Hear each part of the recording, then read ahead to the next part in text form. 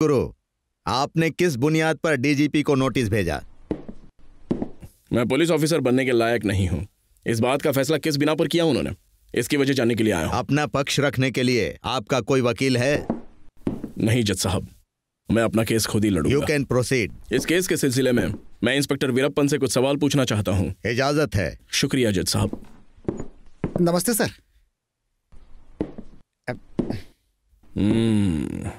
मैंने कत्ल करने की कोशिश की, ये बताकर मुझ पर मामला दर्ज हुआ है, तो बताइए किसका कत्ल करने की कोशिश की है मैंने? रामास्वामी का। रामास्वामी का? यह उनका पूरा नाम है? नहीं, उनका पूरा नाम मारधाड़ रामास्वामी है। मारधाड़ यह उनका सरनेम है? नहीं, वो लकब है। अच्छा, ये लकब उन्हें कहां से मिला? लोग उन्हें इसी नाम से बुलाते हैं। अच्छा, ये बताओ उसका धंधा क्या है? वो बेल पर छूटा है, एक मुजरिम है। ओहो, वो कैदी बनने का धंधा है या वो धंधा करने से कैदी बने? ये बताओ, ये बेल पर छूटने का क्या मतलब होता है? बताइए ना सर। वो बेल का मतलब है कि अदालत में केस चल रहा है, जब तक केस खत्म नहीं हो जाता पुलिस की निगरानी में रहेगा वो। अच्छा, अदालत में उनके खिलाफ कौन कौन से मामले दर्ज हैं? वो मामले आराम से याद कीजिए, बताइए ना मिस्टर वीरप्पन। 15 मर्डर, 115 चोरी, 215 बलात्कार और अरे बाप रे, घरवाली की लिस्ट की तरह लिस्ट लंबी होती जा रही है। इतनी महान हस्ती का कत्ल करने की कोशिश की है मैंने, यही मामला दर्ज किया है ना तुमने मुझ पे? नकली गवाह भी तो होंगे। देखिए सर, ऐसा कुछ भी नहीं है। हकीकत में जब आप उनका कत्ल करने वाले थे, वहाँ मौजूद लोगों ने अपनी आंखों से यह सब देखा और आपको रोकने की कोशिश में जो 3 लोग वहाँ पर जख्मी हुए थे, उन 3 लोगों की शिकायत पर ही मैंने यहाँ पर मामला दर्ज किया। उन तीनों के नाम क्या है? नरेश नारियल वाला, टीपू टॉप वाला, बबलू बाल वाला। हर नाम के साथ कारोबार का नाम जुड़ा है। लगता है निहायत ही शरीफ लोग हैं ये। आप जा सकते हैं। जज साहब, मैं उन तीनों से एक एक करके सवाल पूछना चाहता हूँ। एक एक करके? जी ठीक है, आज तो सस्पेंड हो जाऊंगा। आप दोनों बाहर जाइए और आप कटघरे में चलिए। चलिए जाइए जाइए।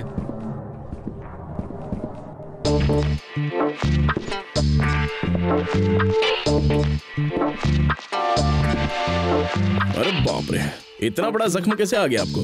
कहीं से गिर गए थे क्या?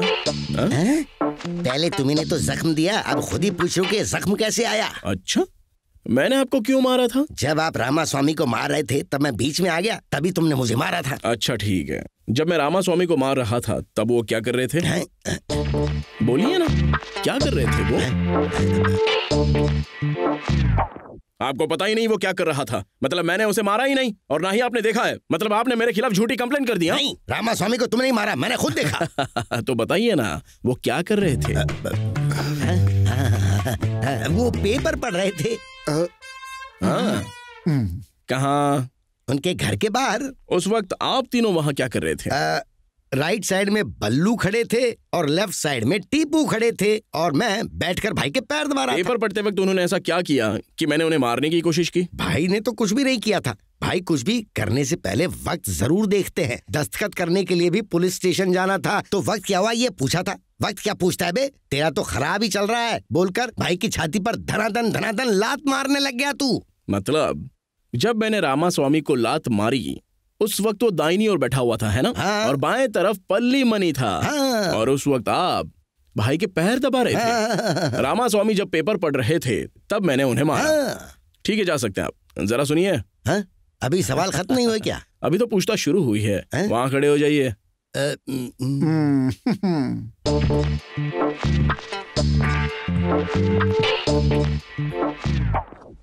मैंने रामास्वामी को मारा है, ऐसी कंप्लेंट लिखवाई है तुमने? हाँ करवाई है। तुमने मुझे मारते हुए देखा था? देखा था, इसीलिए तो शिकायत की। बिना देखे कोई शिकायत करता है क्या? जब मैंने रामास्वामी को मारा तुम बता सकते हो उस वक्त वो क्या कर रहे थे?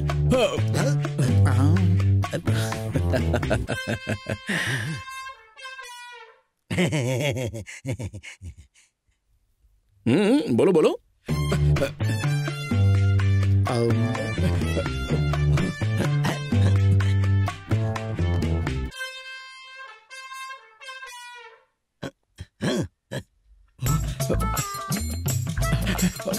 वो पूजा कर रहे थे। कहाँ पर? अपने घर में, और कहाँ करेंगे? वो बल्लू फूल चढ़ा रहा था और मैं आरती उतार रहा था और नरेश घंटी बजा रहा था।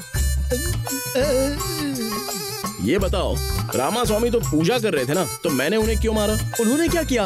वो तो बस ऊपर वाले से कुछ मांग रहे थे। तो आपने कहा ऊपर वाले से क्यों मांग रहे हो? मैं तुम्हें देता हूँ ना। और आपने धुलाई शुरू कर दी, और धुलाई इस प्रकार की कि आप तो बीच में रुका ही नहीं, मारते ही चले गए। ये कोई बात हुई? ये गलत बात है ना? आप ही बताइए।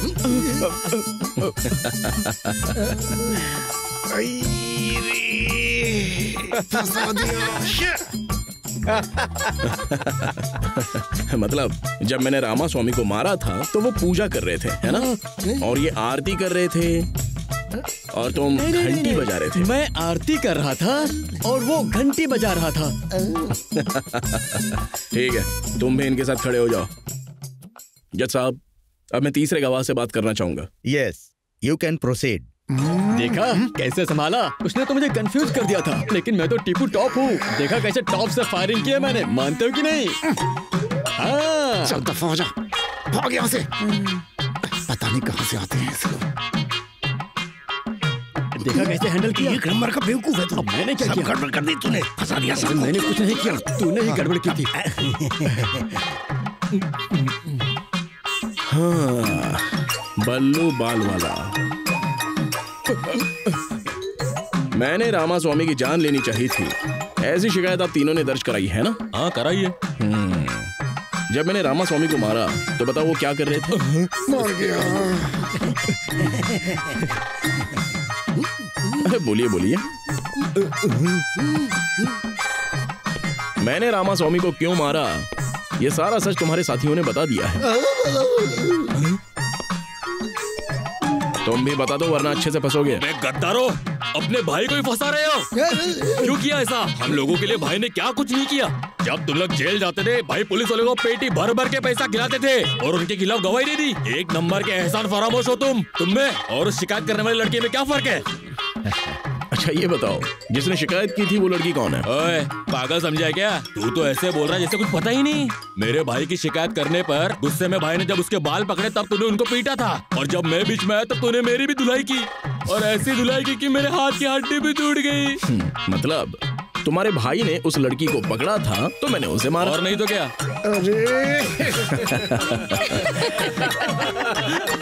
Order order order. इस पॉइंट को नोट कीजिए जज साहब।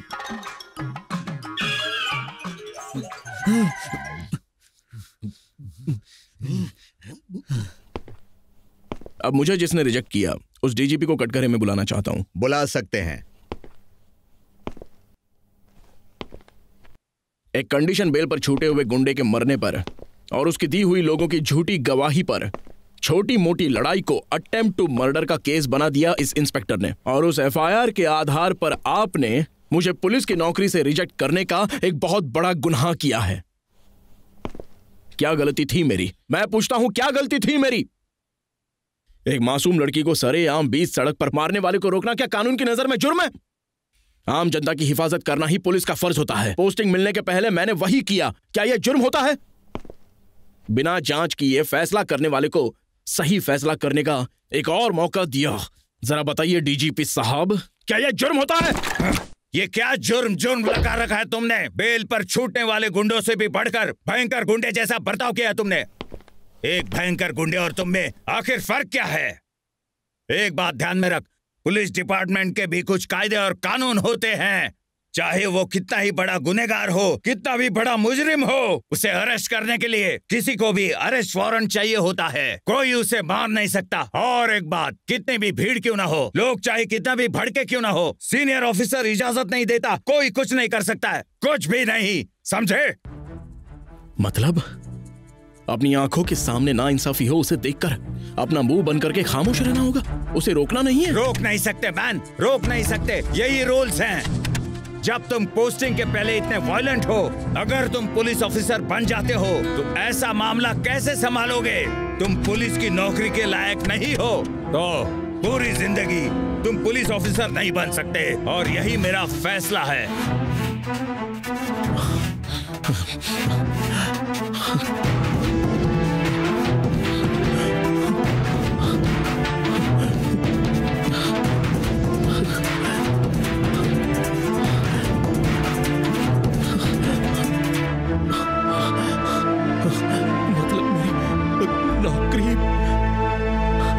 मेरे पापा का ख्वाब और मेरा लक्ष्य। मैं पुलिस ऑफिसर नहीं बन सकता, नहीं बन सकता।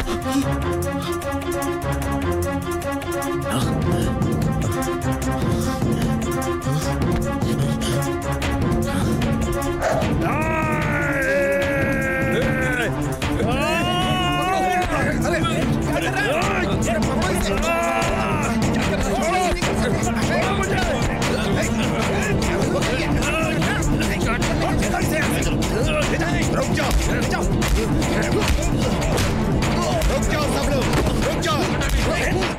मैं कहता हूँ रुक जाओ, रुक जाओ।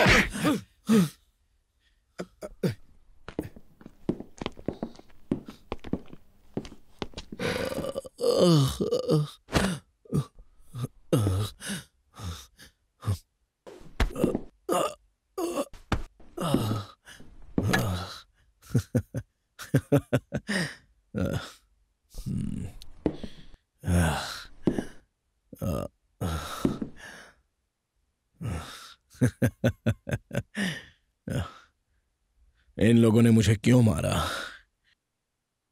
बताओ डीजीपी,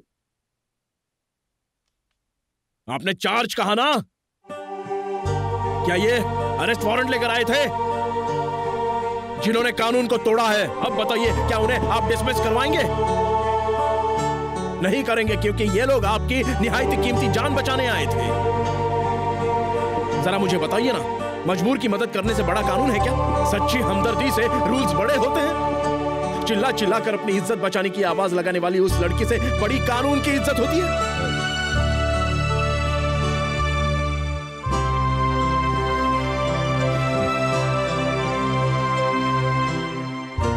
आपको शर्मिंदा करने का मेरा कोई भी इरादा नहीं था सर। बस अपनी बात को अदालत के सामने रखने का एक यही तरीका था मेरे पास। बस इसलिए मैंने आपको मारने का नाटक किया था। मुझे माफ कर दीजिए सर। जज साहब, ये लड़ाई जो मैं लड़ रहा हूं, ये सिर्फ मैं पैसा कमाने के लिए नहीं लड़ रहा हूं। अगर ये पैसों की बात होती तो मैं कोई बड़ी कंपनी में नौकरी देकर आराम से लग जाता और लाखों रुपए कमाता जज साहब, जो कॉलेज कैंपस में ही मुझे लग गई थी जज साहब। लेकिन मैंने वो नौकरी नहीं की। क्यों?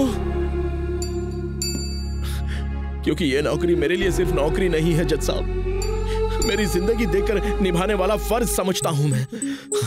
नाइंसाफी करने वालों से मजबूर लोगों को बचाने की जो खुशी होती है, ईमानदार लोगों को हिम्मत देकर सुकून पहुंचाने वाली दिल की तसल्ली, देश के दुश्मन से लड़ने वाले फौजी की तरह अपने देश के जो गद्दार हैं उनसे लोगों को बचाने के लिए मैं इतना सब कुछ कर रहा हूं, और ये मैं अपना फर्ज समझता हूं।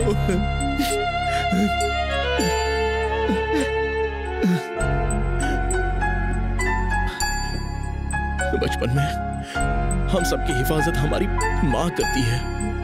थोड़े बड़े होने के बाद हमारे पिताजी हमारा ख्याल रखते हैं। इस जिम्मेदारी को ब्यूटी नहीं कहा जाता, प्यार कहा जाता है। बिल्कुल वैसे ही लोगों की हिफाजत की जिम्मेदारी पुलिस की होती है, क्योंकि इस जिम्मेदारी को ड्यूटी नहीं कहा जा सकता, प्यार होना चाहिए। और बस मैंने भी वही किया। जिन पुलिस वालों को मेरी तारीफ करनी चाहिए थी, उन्होंने मुझे सीधे रिजेक्ट किया। इसके आगे अब मैं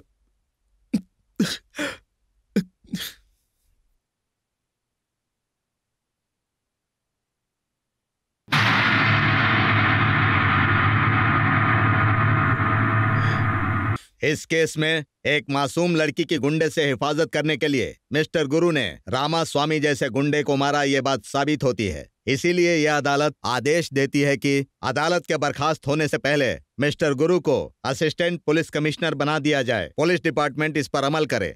इसके अलावा कंडीशनल बेल पर रिहा किए गए मुजरिम रामा स्वामी और उसके साथियों की बेल रद्द करके उन्हें फौरन जेल भेजने का आदेश देती है अदालत। मुलतवी